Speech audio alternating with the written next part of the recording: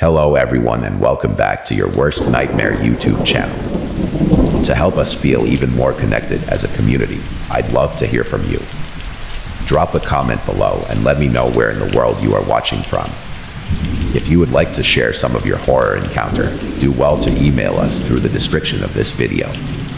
Don't forget to smash the like and subscribe button. Thanks. Now, back to today's episode. The thing is, when you drive at night, your brain plays tricks on you. You start seeing things out of the corner of your eye, a shadow that wasn't there before, or a figure in the distance that vanishes when you blink. It's normal. At least, that's what I always told myself. Around 2 a.m., somewhere along Highway 93, the boredom really started to kick in. I was thinking about pulling over at the next rest stop for some bad coffee and a 5-minute stretch when I saw something strange up ahead. A flickering light, faint but steady, dancing in the distance. At first, I thought it might be a flare, maybe someone had broken down. But as I got closer, I realized it wasn't a flare at all. It was a flashlight, and it was waving. I slowed the rig down, my headlights slicing through the dark, and finally, I saw her, a woman, standing in the middle of the highway, waving the light like her life depended on it. Now, any trucker worth their salt will tell you this: you stop for someone in need, no matter how sketchy it seems. It's an unspoken rule. I pulled over onto the shoulder, and as I did, she came sprinting toward the cab. I could see her more clearly now. She was wearing a hoodie, jeans, looked like she hadn't slept in days. Her face was pale, almost frantic, and she was mouthing something as she ran. I rolled down the window just enough to hear her. "Help me, please," she gasped. "There's someone after me." I'll be honest, it sounded like the kind of setup you see in a bad slasher flick. I half expected someone to pop out of the bushes with a chainsaw, but her eyes, there was something in them. Pure terror. She wasn't acting. Whatever she was running from was real. "Get in," I said, unlocking the door. She practically dove into the passenger seat, slamming the door behind her. I took off again, not asking questions just yet. For a minute or two, she was just breathing heavily, trying to catch her breath. I kept my eyes on the road, glancing over at her now and then, waiting for her to say something. Eventually, she did. "I was hitchhiking," she said, her voice still shaky. "A guy picked me up about 30 miles back. He seemed normal at first, just making small talk. But then, halfway through the drive, he pulled off onto some dirt road. Said he wanted to show me something." "Let me guess," I said. "It wasn't something worth seeing." She gave a short, humorless laugh. "You could say that." He started talking about some ritual he was into. Something about cleansing the earth. It was insane. And then he got out of the car and started pulling something from the trunk. That's when I bolted. I didn't ask what he was pulling out. I didn't need to know. But I could feel the hair on the back of my neck standing up. There was a weight in the air now, like we weren't alone. "Did he follow you?" I asked, scanning the mirrors for any sign of headlights. "I think so," she whispered. "I don't know how far he's behind. I just ran as fast as I could."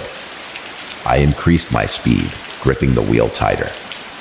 The road ahead was a long, empty stretch, but every shadow, every bend felt like a threat. That's when I noticed something in the rearview mirror. At first, it was just a speck, barely visible against the horizon. But it grew. Fast. "Headlights. Is that him?" I asked, trying to keep my voice calm. She looked back, her face going pale again. "It's his truck." "Oh God, that's him." I didn't wait to see how close he'd get. I floored it. The engine roared as the semi picked up speed, barreling down the highway. I could see the guy's truck now, an old beat-up Ford, closing in on us like a predator. What the hell is this guy's problem? I muttered, my heart pounding. I wasn't about to let some lunatic run us off the road. The woman clung to the seat, her knuckles white. He's not going to stop. You don't understand. She trailed off, like she couldn't bring herself to finish the sentence. The truck was gaining on us, and I realized we weren't going to outrun him. My rig wasn't built for a high-speed chase. But I knew this road like the back of my hand, and up ahead, there was a narrow pass, barely wide enough for 2 vehicles. I had an idea. A stupid one, but it was all I had. As we neared the pass, I slowed just enough to let him think he had the upper hand. Sure enough, the Ford pulled alongside, trying to force me off the road. But the second he got beside me, I jerked the wheel, ramming the side of his truck with the weight of the rig. There was a sickening crunch of metal as his truck veered off to the side, smashing into the rocky wall of the pass. Sparks flew, and for a second, I thought he was done for. But no. The guy was relentless. His truck bounced back, but it was damaged, slowing down. I didn't wait to see if he'd recover. I gunned it through the pass, leaving him behind in a cloud of dust. For the next few miles, neither of us said a word. I kept checking the mirrors, half expecting to see him come roaring back, but he didn't. Eventually, I pulled over at a truck stop, and the woman finally exhaled, tears in her eyes. "Thank you," she whispered. I nodded, still shaken but relieved. "You should call the cops," I said. "Tell them what happened."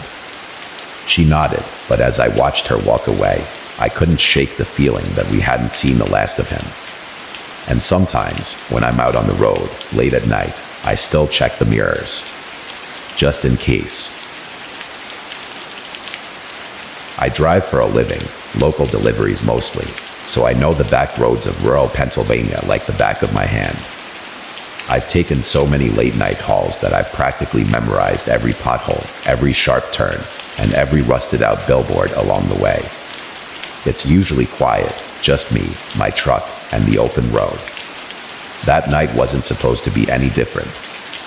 It was around 11 p.m., and I had just picked up a load of farm equipment from some small-town supplier that looked like it hadn't been updated since 1963. The kind of place where the Wi-Fi password is written on a post-it note and taped to the cash register. Real modern. The drive back to the warehouse was going to take me a couple of hours, and I had already loaded up on gas station coffee that tasted like burnt rubber. You know, the kind that's so bad you start questioning your life choices. Yeah, that kind. Anyway, I was cruising along Route 32, listening to some bad classic rock station that kept cutting in and out, probably because of all the mountains. The night was dark, darker than usual, and the fog started rolling in, thick and heavy, like someone dumped a bag of cotton balls across the highway. My headlights could barely cut through it.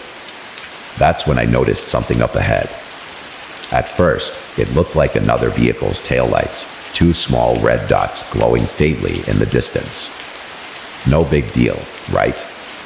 Except, as I got closer, I realized it wasn't a car. The taillights were way too high up off the ground. Like, way too high. Maybe it was one of those oversized farm trucks or something, I thought, but the shape wasn't right either. It looked too narrow, too tall. Curiosity got the better of me, and I slowed down to get a better look. Now, here's where things get weird. Real weird. As I got closer, the red lights weren't lights at all. They were eyes. Eyes staring back at me through the fog. And whatever those eyes belonged to was standing smack in the middle of the road. I slammed on the brakes so hard that everything in my cab went flying. Coffee, gone. Bag of chips, all over the dashboard.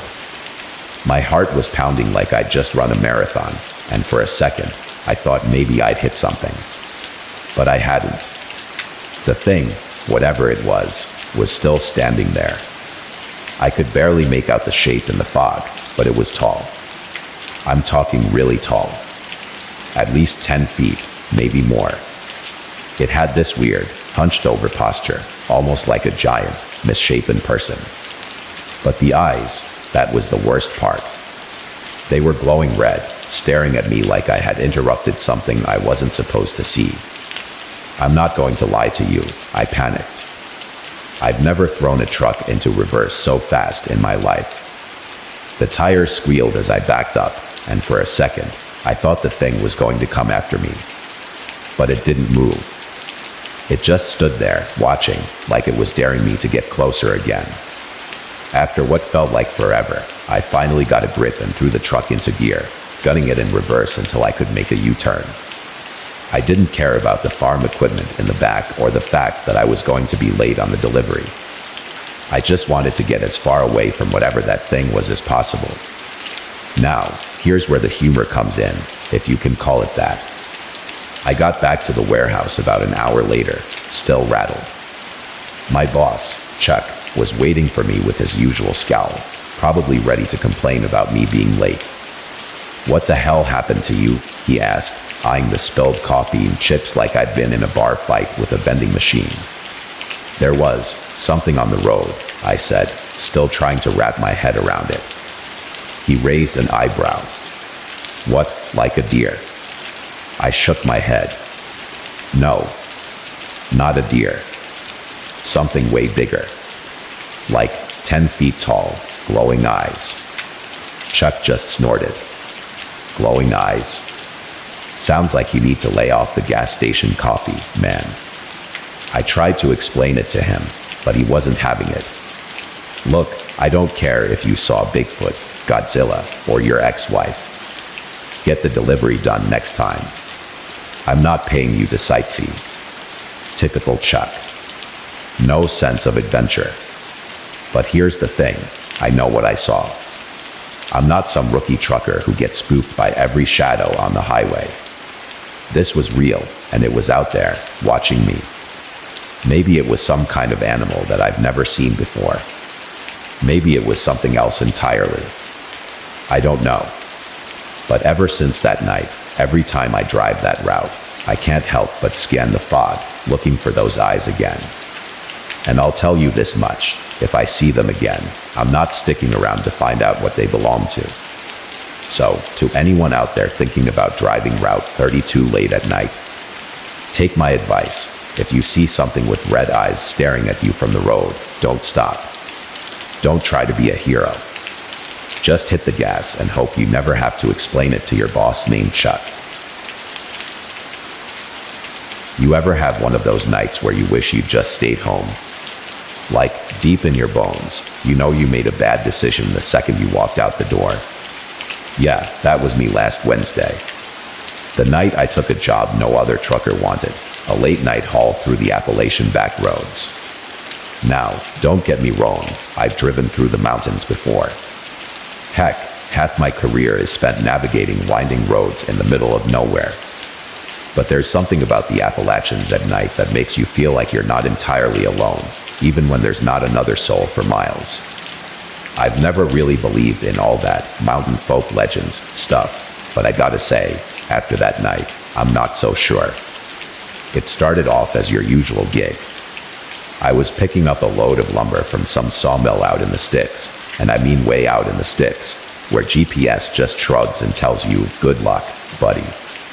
The place looked like something out of an old horror movie, rusty signs, an office that probably hadn't seen a coat of paint since the 80s, and the only guy working there was a man who looked like he might have come with the original building. So, there I was, loaded up with a ton of fresh-cut timber, ready to make the long drive back down the mountain. It was already pushing midnight, and the road was slick from an earlier rain. The kind of wet that makes your tires feel like they're skating on butter. Still, I wasn't worried. Just another night on the job, I told myself. About an hour in, things started getting weird. I was making my way down this narrow 2-lane road, dense forest on either side, when my radio cut out. Not that this was unusual in the middle of nowhere, but it happened just as the DJ was about to say the name of the song I'd been trying to remember for weeks. Figures. So, I smacked the dashboard like it was going to fix the signal. It didn't, and suddenly, the truck started to lose power. Now, I drive a rig that's built like a tank. There's no reason it should have been sputtering out on me, but here I was, coasting to a stop in the middle of the Appalachian wilderness with nothing but trees and darkness as far as the eye could see. Great. I checked the gauges, plenty of gas, no warning lights, nothing overheating. Everything looked fine, except for the fact that I was dead in the water. I tried turning the key. The engine growled, coughed, and then went silent again. That's when I noticed something moving in the woods. At first, I thought it was just an animal.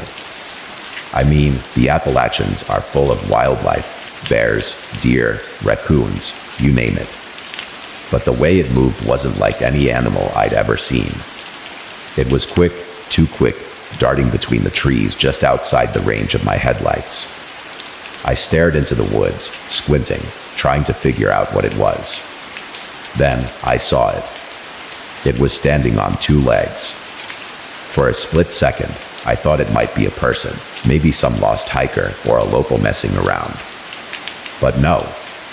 This thing was tall, at least 7 feet, and skinny, like uncomfortably skinny, with limbs that looked like they'd been stretched out too long. Its eyes reflected back at me from the darkness, glowing a faint yellow in the dim light. And then, just as quickly as I'd spotted it, it disappeared into the trees again. You ever have your brain try to rationalize something in real time? Like, I was sitting there thinking, well, maybe it's just one of those dudes who does weird performance art in the woods. But deep down, I knew better. There was no rationalizing what I'd just seen. I tried the key again, and this time, the truck roared to life. Relief washed over me so fast I almost laughed out loud. Almost. I threw it into gear and peeled out of there like I was escaping a heist. Whatever that thing was, I didn't want to stick around for an encore performance. Here's where it gets worse, though. About 5 miles down the road, I started feeling this weird sensation, like I was being watched. Not in the "my boss is watching me slack off on the security cameras" kind of way, but in the "there's something right behind me, and I can feel its breath on the back of my neck" kind of way. I glanced in the side mirrors, and I kid you not, that thing from the woods was running alongside the truck. Running. Keeping up with a fully loaded semi going 50 miles per hour. Its limbs were moving all wrong, like they were bending at angles they shouldn't, and it was fast, faster than anything that should exist. I floored it, my knuckles white on the wheel, heart racing. The truck groaned, picking up speed, but that thing didn't slow down. In fact, it was gaining on me. I swear I could hear its footsteps, pounding against the pavement, thudding louder and louder as it closed the gap. I wasn't sure what the hell it was planning to do if it caught up, but I wasn't interested in finding out. My brain was going 1,000,000 miles a minute, trying to figure out my next move. Then, out of nowhere, the road opened up to a sharp bend, and I remembered a tip an old-timer had given me years ago. When in doubt, trucks can corner better than most things running on foot.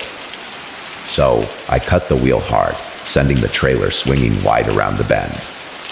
For a second, I thought I might tip the whole rig, but it held steady. And when I glanced back in the mirror, that thing was gone. Just like that. I didn't stop until I hit the next town, some tiny pit stop with one diner and a gas station that still sold cigarettes out of a vending machine. I pulled into the lot and just sat there for a few minutes, trying to get my heart rate down. Eventually, I went inside for a coffee and something fried to calm my nerves. The waitress, an older lady with an attitude that suggested she didn't take crap from anyone, noticed I was shaken. "Long night?" she asked, pouring me the worst cup of coffee I'd ever tasted. "Yeah," I said, staring into the cup. "You could say that." She looked me up and down. "You didn't happen to take Route 47, did ya?" I nodded. She smirked, shaking her head. "Thought so. You're not the first driver to come in here looking like they've seen a ghost." "Wasn't a ghost," I muttered. "At least, I don't think it was." The waitress just laughed. Honey, out here, who knows? Best advice? Don't ask too many questions. Finish your coffee and head home. And that's exactly what I did. So, last month, I got a delivery job hauling a load of refrigerated goods. Nothing special, just a bunch of frozen pizzas and ice cream. The route was pretty standard, down I-70 for a while, then some smaller highways. But somewhere along the way, the GPS did that thing it does when it tries to shave 5 minutes off your time by sending you through the middle of nowhere. I wasn't too worried at first. I figured, hey, a road's a road. I should have known better. It was a little after 9 p.m., and I was already a couple of hours into the drive. The road had been decent so far, even if it was more empty than usual. No other cars, no streetlights, just me, my rig, and whatever critters happened to be wandering near the highway. I was starting to relax, enjoying the peace and quiet, when I saw a sign. It was one of those old, metal road signs, the kind that's been there forever and probably hasn't been updated since the 70s. Bell's Hollow, 15 miles, it said. Seemed like a quaint little place. Probably the kind of town where the post office doubles as the grocery store and everyone knows each other's business. I'd passed through places like that before. Nothing to worry about, right? Well, about 10 minutes later, I hit a patch of road that looked wrong. The pavement went from relatively smooth to a cracked, pothole-filled nightmare. It was like the highway had suddenly given up on life. I slowed down, figuring it was just a rough patch, but it only got worse.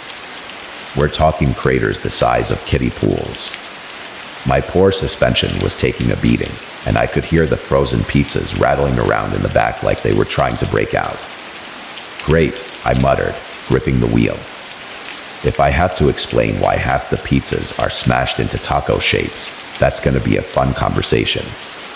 As I crept along, I noticed something strange out of the corner of my eye. There were no road signs anymore. No mile markers, no speed limit signs, nothing. And then I realized I hadn't seen a single building, car, or even a driveway in the last 15 miles. It was just an endless stretch of road with nothing but thick, dark woods on either side. It was like I'd driven into some forgotten part of the world where nobody lived. Then, out of nowhere, my GPS chirped up with that cheery, robotic voice, "Turn left in 500 feet." I squinted ahead. There was no road to the left, just trees. But the GPS kept insisting, "Turn left." Now, here's the thing about truckers. We trust our instincts more than we trust technology. I wasn't about to take a left into a forest just because my phone was having a mental breakdown. So, I kept going straight, but the GPS wouldn't shut up. It kept telling me to turn left, over and over. At one point, it actually said, "Make a U-turn." A U-turn? On a one-lane road with a 53-foot trailer. Yeah, good luck with that, buddy. So, I turned the thing off and kept driving. But then something else caught my eye. Up ahead, in the distance, I saw a flickering light. Not headlights, more like the kind of light you see from an old gas lantern. It was swaying back and forth, coming from the side of the road. Now, I'd like to say that at this point, my better judgment kicked in, and I thought, you know what? Maybe I should turn around and get the hell out of here. But nope, curiosity got the best of me, and I slowed down to see what the light was. As I got closer, I realized there was a figure standing by the side of the road, holding the lantern. It was an old man, looked to be in his 70s, with a long white beard and a face like leather. He was wearing a flannel shirt and overalls, like he'd just walked out of a time capsule from the Great Depression. He raised the lantern and waved it slowly, like he was signaling me to stop. Now, here's where the internal debate started in my head. On one hand, I didn't want to be the guy who ends up in the news for driving past an old man in need. On the other hand, Every horror movie I've ever seen has taught me that stopping for strangers in the middle of nowhere is how you end up on the missing persons list. But I figured, hey, it's just an old man. What's the worst that could happen? Spoiler alert, a lot actually happened. I pulled the truck to a stop, and he walked up to the driver's side window. When I rolled it down, he looked up at me, and for a split second, I thought I saw his eyes flash, not like a reflection, but more like they were glowing from within. But then he smiled, a toothless grin that somehow made him look less friendly and more unnerving. "Evening, driver," he said in a voice that sounded like gravel in a blender. "Looks like you're heading into Bell's Hollow, Ed." I nodded, trying not to let my unease show. "Yeah, just passing through." His grin widened, and it sent a chill down my spine. "Ain't nobody just passes through Bell's Hollow, son." Now, I don't know about you, but when a stranger in the middle of the night says something cryptic like that, it's usually time to get the hell out of Dodge. But before I could even think about driving away, he leaned in closer to the window, and I could smell him, like wet dirt and old wood. "Road's been closed for years," he continued, his voice dropping to a whisper.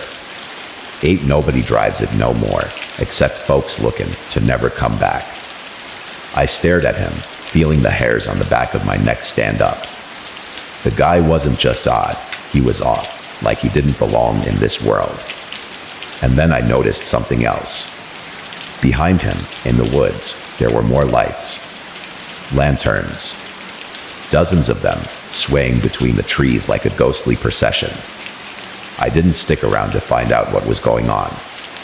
I thanked him, nodded, and rolled the window up so fast I almost pinched my fingers. I floored it, not caring about the potholes anymore, just needing to get as far away from that place as possible. The next town I reached wasn't even on my GPS. It was like Bell's Hollow, or whatever that stretch of road was, had swallowed me for a while, and I'd come out the other side.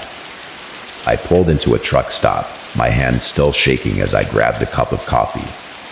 As I sat there, staring at the steaming cup, one thought kept running through my mind. Next time the GPS wants me to take a shortcut, I'm sticking to the main roads. Because in Bell's Hollow, folks don't just pass through. So, I was hauling a load of electronics from Dallas to Denver. It was supposed to be an easy drive, mostly interstate with a few pit stops along the way. But about 200 miles in, my dispatcher called and told me to take a detour because of a wreck on the main route. He sent me through some back roads in northern Texas that looked like they hadn't been used since the dinosaurs roamed the earth. The kind of place where you expect to see tumbleweeds and hear banjos in the distance. No problem, I thought. A detour's a detour. I had my snacks, my bad playlist of 80s rock, and enough coffee to power a small city. What could go wrong? Well, for starters, the road was terrible. Potholes the size of mini craters, and the truck was bouncing like I was on some carnival ride. My GPS kept losing signal, so I was winging it based on my dispatcher's vague directions. "Just keep following the road," he'd said. Great advice, except the road was turning into more of a dirt path the further I went. But here's where it gets strange. After about 30 minutes of driving through what felt like the middle of nowhere, I saw a sign for a rest stop. It was one of those old wooden ones, with chipped paint that looked like it hadn't been updated in years. The sign said, "Wilkins Rest Stop, 5 miles." I figured I'd pull in, stretch my legs, and maybe grab a soda if the place still had running electricity. 5 miles later, sure enough, there was the rest stop. And man, this place looked rough. The building was small, just a single story with one flickering light above the door. The parking lot was cracked and overgrown, but there were a couple of cars parked there, so I figured, why not? If there were people around, it couldn't be that bad, right? Spoiler alert, it was. I parked my rig and got out, stretching my legs and cracking my neck. As I walked toward the entrance, I noticed something odd. The cars in the lot looked old. Not just old as in needs an oil change, but old as in belongs in a museum. There was a dusty Ford from the 1960s, a beat-up station wagon that looked straight out of a horror movie, and, get this, a Model T. I didn't even know those things still existed outside of car shows. Okay, this is weird, I muttered to myself. But being the overly curious guy I am, I decided to check the place out anyway. I walked in, and the first thing that hit me was the smell. It was like old leather, wood polish, and something faintly metallic. The inside looked like time had frozen around 1975. Wood-paneled walls, a few shelves with snacks that had logos I didn't recognize, and a cashier, an old man sitting behind the counter, staring at a tiny TV playing a black and white show. He didn't even look up when I walked in. You guys got any coffee? I asked, trying to sound casual. You know, like I wasn't internally freaking out about how weird this place felt. The old man didn't say a word. He just pointed to a corner of the room where there was a pot of coffee brewing, along with some dusty styrofoam cups. Figuring I needed the caffeine anyway, I poured myself a cup. It tasted like someone had used the grounds as potting soil first, but it was hot, and I wasn't in the mood to be picky. As I sipped my coffee, if you can call it that, I took a look around. There were a couple of people sitting in the booths by the window. A woman in a floral dress, hair done up in one of those beehive styles, flipping through a magazine like it was still 1963. Next to her was a man in a plaid shirt, staring blankly at the road outside. Neither of them looked up, and neither of them seemed to notice me at all. Now, I've been in plenty of strange truck stops, but this was something else. There was this heavy stillness in the air, like the world outside didn't exist. My skin started crawling, and my gut was telling me to leave. But, naturally, I ignored it. I mean, how bad could it be, right? I was about to head out when I realized I hadn't used the bathroom since before the detour. Against my better judgment, I decided to go check it out. The door was labeled restroom in faded lettering, and the light inside flickered as I opened it. It looked clean enough, though, so I shrugged and went about my business. And then, it happened. As I was washing my hands, the door creaked open behind me. I glanced up at the mirror, and there, standing in the doorway, was the old man from the counter. Except he didn't look right. His eyes were wide, too wide, like someone had peeled his eyelids back. And his skin, it looked gray, like old leather left out in the sun too long. He didn't say anything. Just stood there, watching me. And then, with the slowest, creepiest smile I've ever seen in my life, he said, "You shouldn't have come here, driver." I nearly jumped out of my boots. Excuse me. "You're not supposed to be here," he said again, his voice low and gravelly. "You should leave, before you can't." Well, that was all I needed to hear. I shoved past him and booked it out of there. I didn't care about the coffee, the restroom, or the fact that I'd probably broken a few records for fastest sprint by a trucker. I jumped back into my rig, fired it up, and tore out of that parking lot like the devil himself was on my tail. As I sped down the road, my heart pounding, I glanced in the rearview mirror. The rest stop was gone. Completely gone. Just trees and empty road behind me. No building, no cars, nothing. I didn't stop driving until I hit the next town, where I pulled into a regular gas station, one with normal cars and people that blinked. I got out, bought a real coffee, and asked the cashier, "Hey, you ever heard of Wilkins Rest Stop?" He gave me a confused look. Wilkins?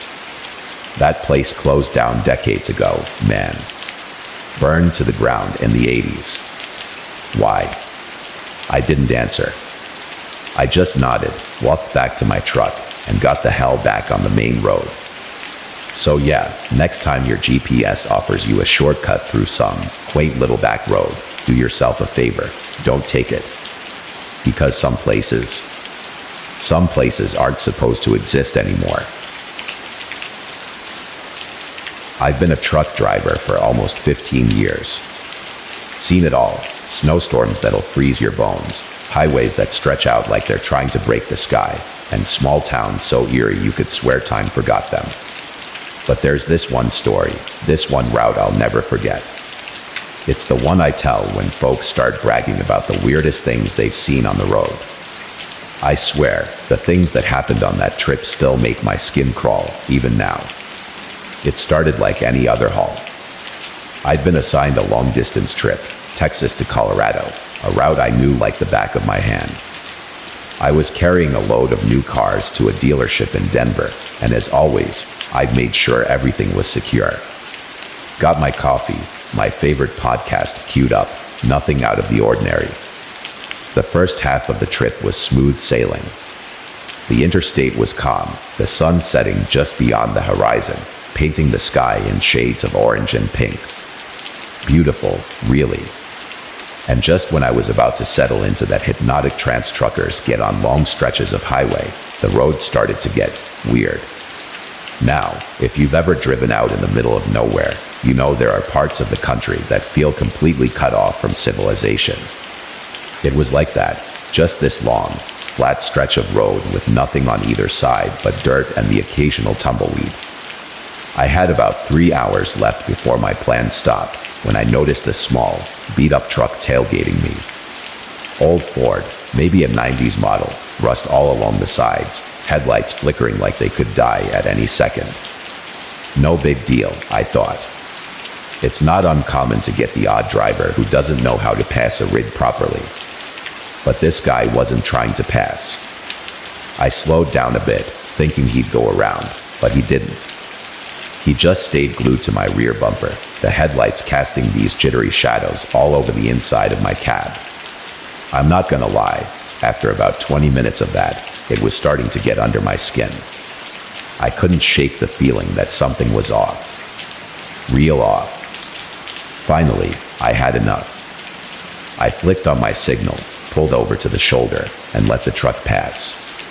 As it drove by, I caught a glimpse of the driver, a pale guy, sunken eyes, greasy hair matted to his forehead like he'd been sweating bullets. He didn't look at me, didn't even acknowledge that I was there. He just stared straight ahead, white-knuckling the steering wheel like his life depended on it. I watched as he disappeared into the distance, and that should have been the end of it. Except, it wasn't. Not by a long shot. About an hour later, just when I thought I'd put enough miles between me and that weird encounter, I saw those same flickering headlights again. Same rusty Ford, same guy. He was back, tailgating me just like before. I tried to shake it off. Maybe it was just some coincidence, right? Wrong. This time, when I slowed down, he slowed down. When I sped up, he sped up. No matter what I did, he stuck to me like glue. I started to get this sinking feeling, that primal sort of dread you don't really feel unless something's truly wrong. I flicked my high beams at him, laid on the horn, even tried swerving a bit to get him to back off. Nothing. The guy was like a damn shadow, and I was stuck in his headlights. Now, here's where things really went sideways. I'm rolling down the road, trying to figure out what to do next, when suddenly his truck pulls up beside me. Now, mind you, I'm driving an 18-wheeler. This is no small feat. He's swerving like a maniac, his truck veering so close to my cab I could almost reach out and touch it. And then, without warning, he slams his brakes. I had no time to react. I hit mine, hard. My whole rig screeched and fishtailed, the trailer swaying wildly behind me. For a second, I thought I was going to flip. The smell of burning rubber filled the air, my heart pounding so hard I thought it might break through my chest. By some miracle, I managed to stop before hitting him. But here's the part that still gets me. As soon as I stopped, his truck, his entire truck, just vanished. No screeching tires, no dust, no skid marks. Nothing. 1 second he was there, and the next, he wasn't. like he'd been a figment of my imagination, except I knew I wasn't losing it. I was wide awake, adrenaline coursing through me. I sat there on the side of the road, staring into the darkness, my hand still gripping the steering wheel like it was the only thing anchoring me to reality. After what felt like an eternity, I managed to pull myself together and start driving again. But I didn't see another car for miles. Not one. I should have stopped. Found a rest area, called it a night. But something about that road, about what just happened, pushed me to keep going. I needed to get out of there, away from whatever it was that just toyed with me. I finally reached my stop around 4 a.m., pulled into the truck stop, and parked. I needed a break, badly. As I was getting out of the cab, I caught a glimpse of something that made my stomach drop. There, on the side of my trailer, were deep, fresh scratch marks. Long, jagged lines carved into the metal, like someone, or something, had tried to claw its way inside. I didn't sleep that night. I sat in that truck stop diner, nursing coffee after coffee, eyes fixed on the window, half expecting that beat-up Ford to pull into the lot. But it never did. I finished the haul the next day, dropped off the cars in Denver, and took a different route home. Haven't driven that stretch of road since. But every now and then, when I'm out late on an empty highway, I'll catch a glimpse of flickering headlights in my mirror. And I'll wonder, is he back? Is he still out there, looking for his next target? Now, you might think I'm just telling tall tales. But I'll tell you what, if you ever find yourself driving through the Texas desert at night, and you see an old, rusty Ford tailgating you, don't stop. Keep driving. Trust me, you don't want to know what happens if you let him catch up. The snow came down thick, like a curtain of ice. The wind howled through the trees, shaking the branches until they seemed ready to snap. My truck was the only thing keeping me from freezing to death out here. I was a long-haul trucker, used to late nights and long stretches of empty road, but there was something about tonight that felt different. The cold wasn't just biting, it was pressing down, suffocating. And the silence, the kind that swallows everything whole, was making me twitchy. I'd been driving for hours, hauling a load of lumber through some back roads in northern Montana. My route had me avoiding the interstate to cut time, but that wasn't turning out to be the smartest decision. The snowstorm had rolled in faster than the weather reports warned, and now it felt like I was driving blind. The headlights of my rig barely pierced through the storm, and every now and then, I'd catch a glimpse of the pine trees on either side of the road, their dark forms looming like sentinels. I should have pulled over at the last rest stop, but my dispatcher had been clear. The lumber had to be in by morning. I've learned one thing in my years behind the wheel: deadlines don't care about your safety. Besides, I had a heater, coffee, and a few podcasts queued up to keep me awake. I'd done worse drives before. Or so I thought. About an hour into the storm, the GPS started acting up, rerouting me in circles. It'd go from showing a clear road to suddenly having me in the middle of nowhere. No service, of course, because why would that be reliable out here? Classic. I chuckled to myself, trying to keep the mood light, but my grip on the steering wheel tightened. Something wasn't right, and I knew it. That's when I saw it. At first, I thought it was just another car, parked on the side of the road, probably waiting out the storm. But as I got closer, I realized it was a truck, a semi, like mine. Except this one was tipped over on its side, the trailer jackknifed it across the road. There was no way around it. "Ah, you've got to be kidding me," I muttered, leaning forward to get a better look through the windshield. The snow was coming down so hard, I couldn't see more than 20 feet ahead. I slowed to a crawl, hoping I could edge around it somehow, but the road was too narrow, and the trees too close. I parked the rig and grabbed my flashlight from the glove box. I figured I'd check out the situation, see if there was any chance of moving the truck, or at least find out if the driver was still around and needed help. As soon as I stepped out of the cab, the cold hit me like a brick. The wind cut right through my jacket, and the snow immediately soaked through my boots. Lovely. Walking toward the wreck, I noticed there weren't any footprints in the snow, no signs that anyone had been out here recently. That was strange. Even if the driver had left, there should have been some sign of movement. I reached the truck's cab and shined my light inside. Empty. I frowned, circling around to the back of the trailer.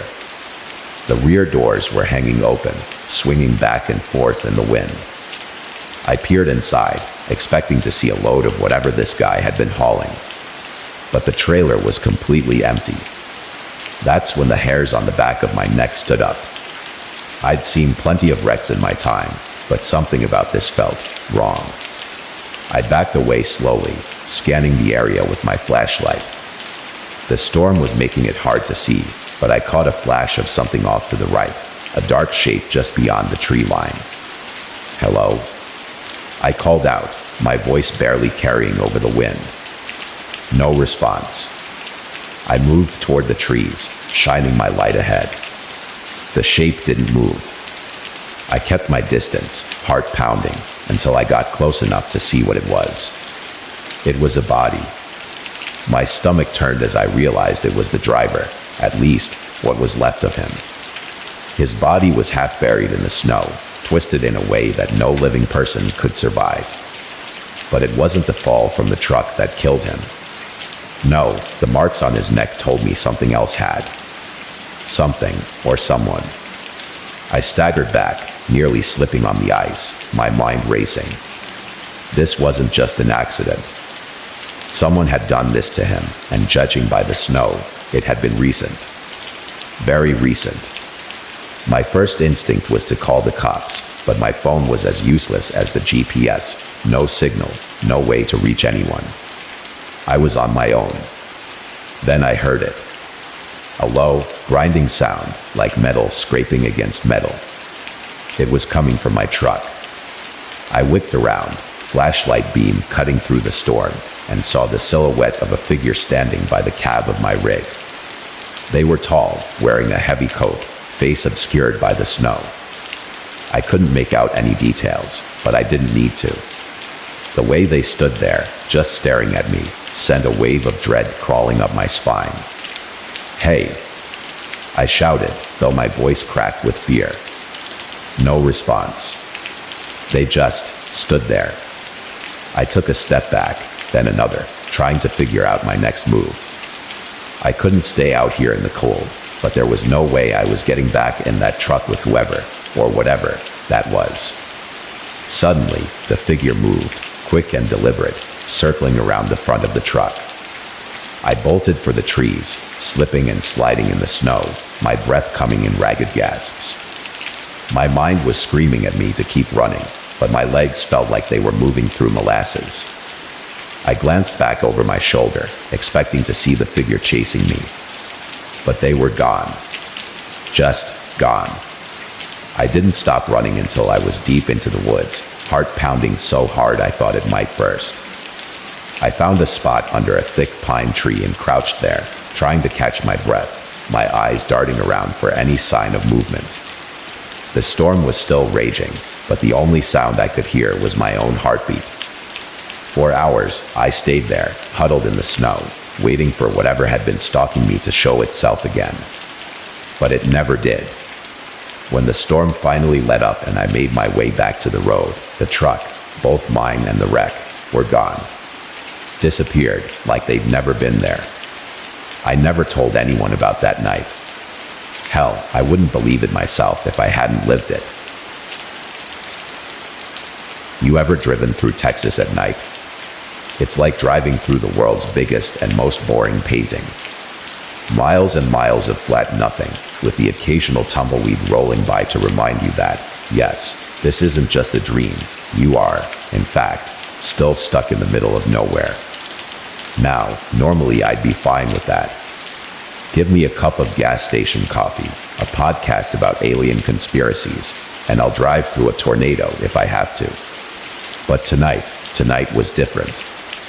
For starters, my rig was being temperamental. Every few miles, the engine would cough like an old man who'd just run up a flight of stairs, and the dashboard lit up with warning lights like it was trying to communicate in Morse code. Great. A storm was coming in too, one of those Texas specials where the rain feels like it's trying to punch its way through your windshield. As if that wasn't bad enough, I was also running low on fuel.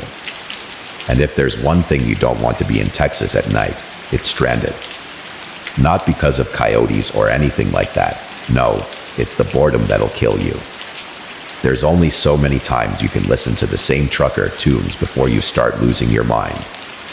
So there I was, driving with my fingers crossed, hoping my truck wouldn't decide to quit on me before I made it to civilization, when, thunk.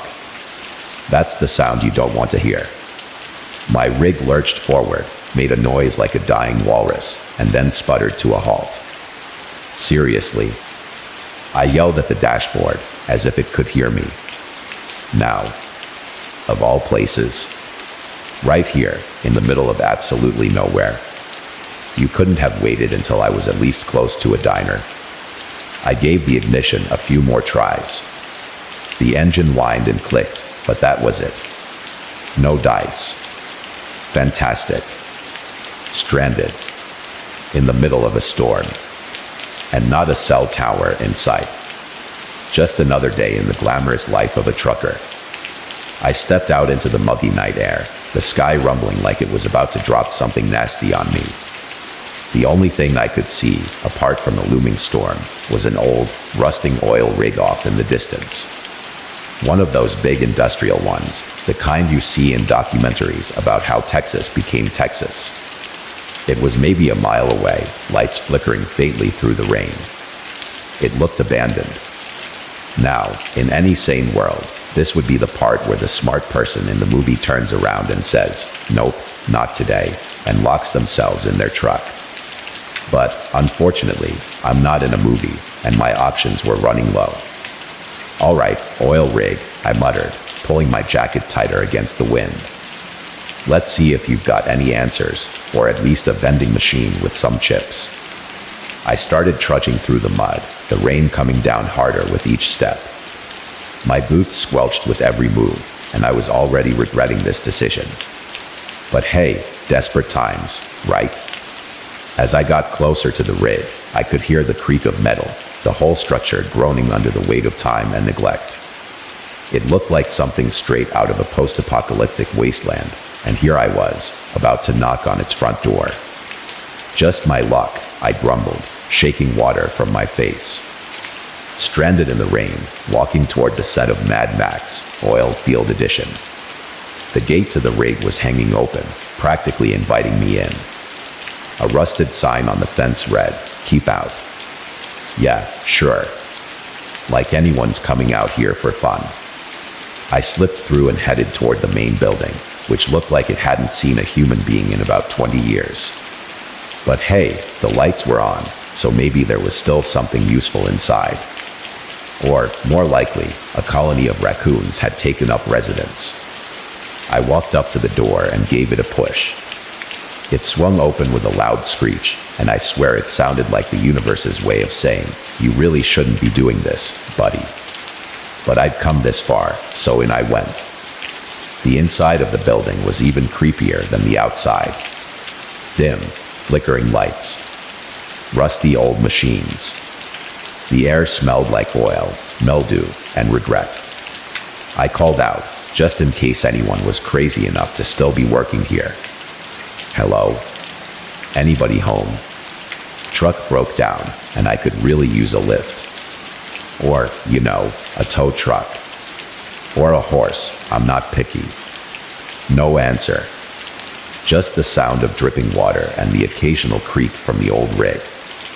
I made my way deeper into the building, hoping to find a phone or a radio or something that didn't look like it was from the 1980s. I found what looked like a control room, with a bunch of old monitors lining the walls. Most of them were either cracked or showing static, but one of them, just one, was still working. It was showing a live feed from the top of the rig, pointed out over the empty plains. Lightning flashed outside, illuminating the screen, and I froze. There was someone standing at the top of the rig. At least, I think it was someone. A shadowy figure, barely visible, but definitely there. My brain went into overdrive, trying to make sense of it. Great, I whispered. Either I'm hallucinating from trucker fatigue, or there's someone up there who's just as nuts as I am. I decided I'd seen enough. Time to head back to the truck, lock myself in, and wait for morning. I started back toward the entrance when I heard it, a low scraping sound coming from somewhere behind me. I turned, shining my flashlight into the hallway. Nothing. I picked up the pace, not looking back. I didn't need to know what made that noise. As far as I was concerned, it could have been a possum, a ghost, or the IRS, and I wasn't sticking around to find out. But as I reached the door, I heard it again, louder this time. And closer. That's when I made the mistake of looking up. There was a vent in the ceiling. One of those big industrial ones. And from that vent, something was moving. Something crawling. Nope. I blurted, practically sprinting out the door. Not today, Satan. I ran back toward the truck like my life depended on it, rain pelting me, heart pounding in my ears. I didn't stop until I was back in the cab, locking the doors and fumbling for my keys. Not that it mattered, because, of course, the engine was still dead.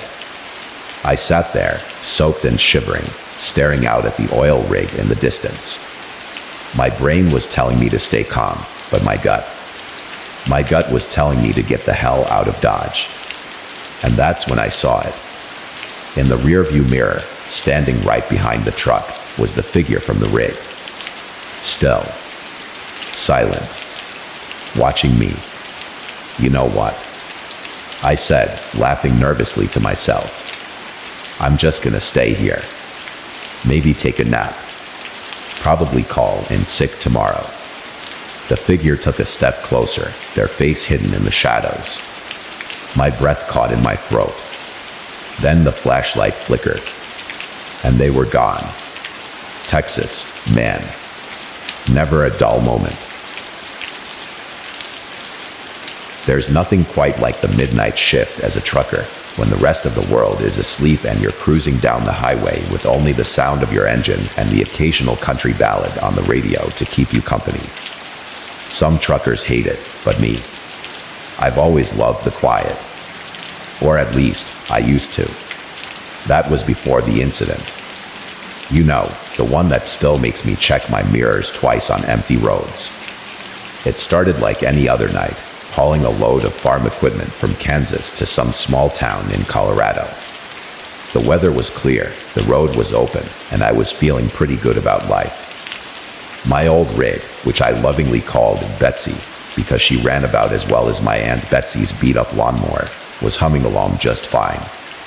Sure, she'd hiccup every now and then, but what truck doesn't have its quirks after a couple 100,000 miles?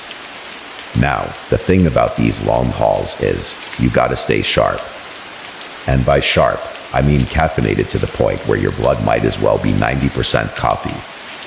So, when my thermos finally ran dry, and I realized there wasn't a truck stop for miles, I knew I was in trouble.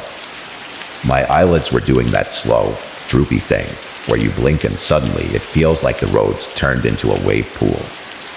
Come on, Betsy, don't let me down now, I muttered, slapping the steering wheel like it was her fault I was about to doze off. That's when I saw it, a glowing sign in the distance, like a beacon of hope. Earl's 24-hour diner and gas, the neon lights flashing in the kind of broken rhythm that made me think Earl probably wasn't too concerned with keeping the place up to code. All right, Earl, I said aloud. You better have coffee, or so help me, I'll drink your motor oil. I pulled Betsy into the gravel lot, the crunch of the tires the only sound breaking the silence of the night. The diner sat there, bathed in the dim glow of its neon sign, looking like it hadn't been updated since the 70s. Perfect. Just the kind of place where you'd find greasy food and enough caffeine to power a small city. The moment I stepped out of the cab, though, something felt off. You know that feeling when you walk into a room and it's just too quiet? Like, not even the hum of a fridge or the tick of a clock.